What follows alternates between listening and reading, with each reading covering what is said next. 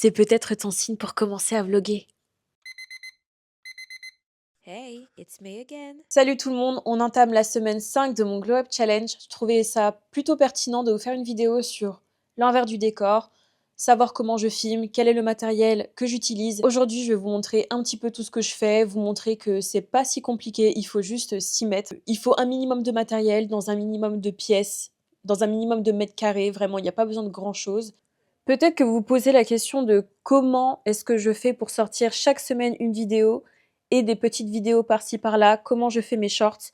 Alors restez bien assis, je vais vous montrer un petit peu l'envers du décor de ce Glow Up Challenge sur la chaîne Cozy Bamboo. Tout d'abord, pour que vous ayez un petit historique, ça fait à peu près 4 ans que je suis sur YouTube, que j'ai commencé à filmer grâce à Jimmy qui m'a poussé vers là en me disant YouTube c'est cool, tu vas voir, tu vas te faire de beaux souvenirs, etc. etc. Et franchement, je leur remercie parce que il faut savoir que votre go là, cette go que vous voyez, avec ce joli petit minois, n'était absolument pas fan des réseaux sociaux. Je n'étais pas du tout sur les téléphones, j'avais des téléphones un peu de merde, qu'on se le dise, voilà, ça c'est dit. Donc je n'étais pas sur les réseaux sociaux, je n'avais pas de bon matériel, et le pire du pire, je n'étais pas du tout à l'aise devant une caméra. Que ce soit avec Jimmy, parce que lui, il a toujours aimé ça, se filmer, raconter sa vie, vloguer, raconter un peu ses galères. Lui, il a toujours fait ça depuis que je le connais. Et c'est vrai que moi, j'étais toujours dans l'ombre, j'étais très très gênée et je savais jamais quoi répondre quand il me posait des questions, par exemple. Donc je peux vous dire que je reviens quand même de loin, voilà. Aujourd'hui, je suis quand même pas mal à l'aise de discuter avec vous. Enfin, en réalité, je discute à cette petite caméra qui est là. Ce qui est très bizarre d'ailleurs, et je peux vous dire que ça peut être très très intimidant de regarder un objectif, de raconter sa vie. Pour que vous ayez un peu l'historique, ça fait à peu près 4 ans que j'apprends en tout cas à me servir des réseaux sociaux. La première fois où j'ai réellement filmé quelque chose de mon propre fait, c'était cette vidéo que je vais vous mettre là, ou peut-être que je vous mettrai juste le lien de cette vidéo, c'est sur la chaîne de Jimmy, Big Jim TV. Cette vidéo, je l'ai filmée en full téléphone, et à l'époque, j'avais un téléphone, je crois que c'était un Xiaomi, peut-être le 13, il me semble, je saurais plus. Mais c'est un vieux téléphone Xiaomi, donc pour vous dire que t'as vraiment pas besoin d'avoir un matériel de qualité, tant que t'as un bon son et une bonne luminosité quand même, tu peux raconter ta vie et en tout cas faire des vlogs. Donc ça, c'était la petite parenthèse. Donc si aujourd'hui, en 2026, tu te poses des questions, tu te dis « Ah là là, j'aimerais bien être moi aussi sur les réseaux sociaux, j'aimerais bien parler de ça, j'aimerais bien parler de ci », franchement, écoute-moi bien, t'as vraiment pas besoin de grand-chose. Moi, ce que je te conseille, si tu as un téléphone, par exemple, si tu as iPhone, c'est très bien. Moi, j'ai une version récente de l'iPhone, donc j'ai le 15 Pro. Franchement, il fait de la super qualité, même avec une luminosité assez basse. Mais si tu as un téléphone qui est de moins bonne qualité, si tu veux commencer à vlogger, fais-le dans des endroits où il y a beaucoup de luminosité, ou achète-toi des lumières, quelque chose pour donner un mood et surtout que la qualité ressorte bien, parce qu'une fois que tu vas l'upload sur ton logiciel de montage ou sur ta chaîne YouTube par exemple, eh ben, ça va être très très compliqué d'avoir une bonne qualité si tu filmes par exemple la nuit, ça va vraiment pas rendre très très joli. Donc si vraiment tu filmes avec juste ton téléphone, assure-toi d'avoir une bonne lumière. Là, tu vois, je filme en pleine journée. Si ça avait été en fin de journée, peut-être que j'aurais une moins bonne qualité. Aujourd'hui, j'ai du matériel parce que j'ai envie de me professionnaliser et parce que j'ai testé déjà le format vlog avec mon téléphone. Et je vous assure que pour commencer à raconter sa vie, il n'y a rien de compliqué. En tout cas, ce qu'il faut que tu te dises, c'est que si tu as envie de commencer le vlog, sache que les gens adorent voir ce qui se passe dans la vie des autres. Plus tu seras toi-même, plus tu seras authentique et plus les gens vont cliquer. Je le fais, je suis spectatrice de ce type de contenu. J'adore regarder des vlogs, j'adore regarder des routines, j'adore vraiment regarder ce genre de choses. Et avant, on le faisait à la télé quand il y avait la télé-réalité. Voilà, ça, il faut pas l'oublier, c'est quelque chose qui fonctionnait super bien parce que tu étais un petit peu dans la vie des gens.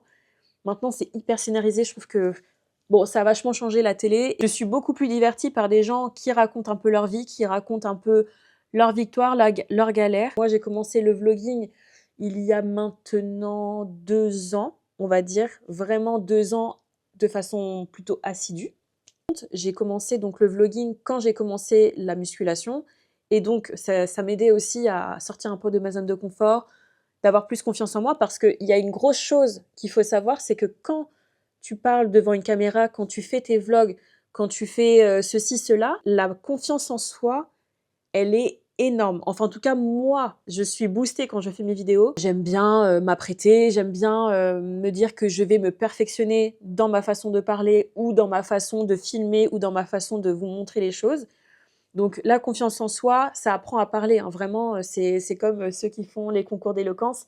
À force de t'exercer à parler, tu parles mieux et tu es beaucoup plus compréhensible et ça donne plus envie de te regarder, quoi. Même si ton contenu te semble ennuyeux, parce que ta vie peut être ennuyeuse, selon toi. Hein. Moi, j'ai l'impression que ma vie est ennuyeuse. Hein. Je fais pas des trucs de fou.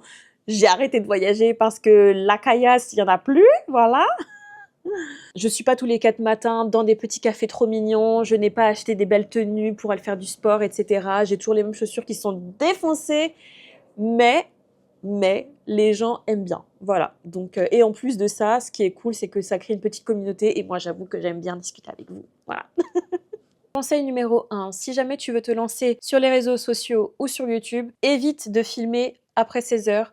Pourquoi après 16 heures? Parce que la luminosité change vachement. Tu as des variations du soleil, tout simplement. Où la qualité de ton image peut en pâtir à cause de ces variations de mouvement de soleil.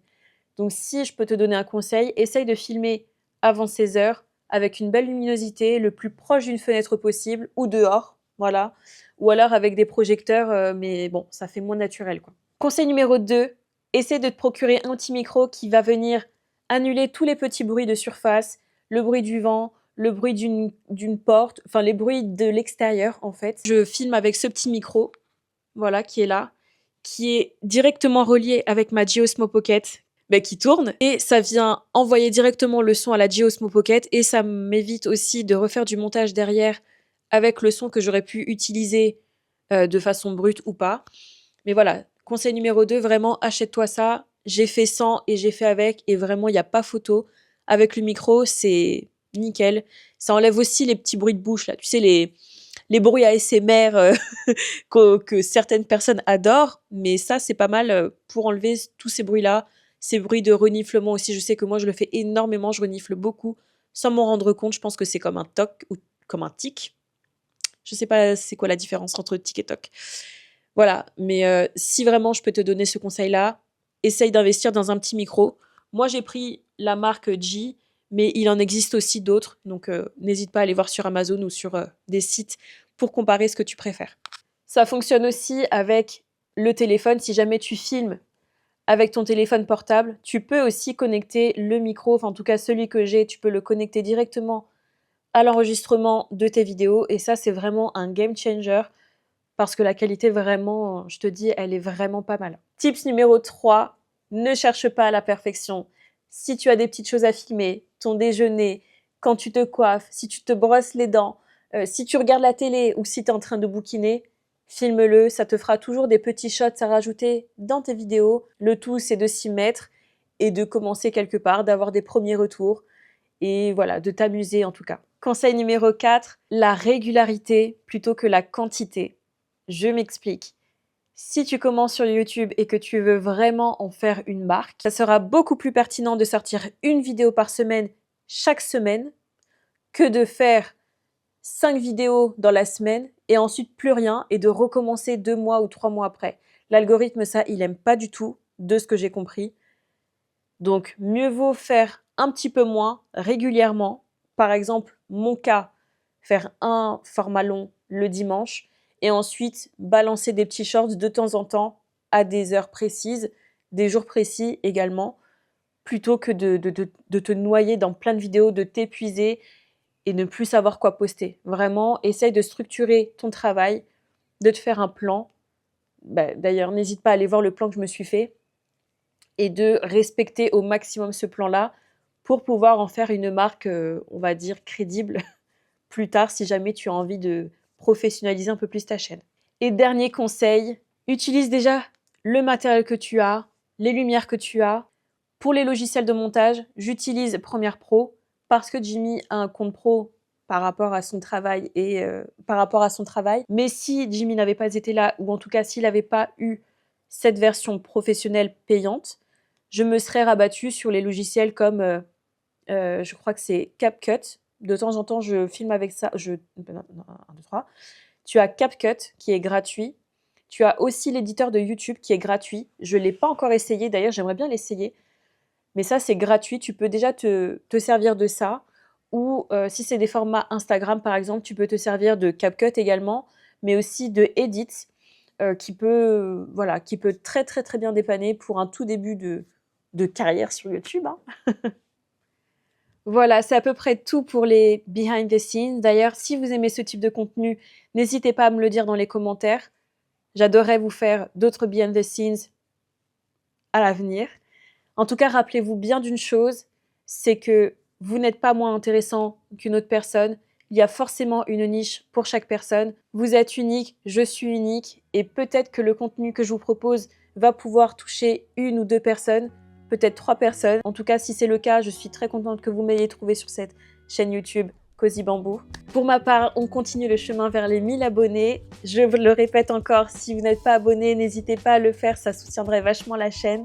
Et ça soutiendrait aussi mon Glow Up Challenge en 3 mois. Là, on attaque le mois numéro 2. Si je peux le faire, vous pouvez aussi le faire. Je suis partie vraiment de tout en bas, d'une fille qui n'était pas du tout à l'aise à quelqu'un qui est plutôt à l'aise sur les réseaux sociaux.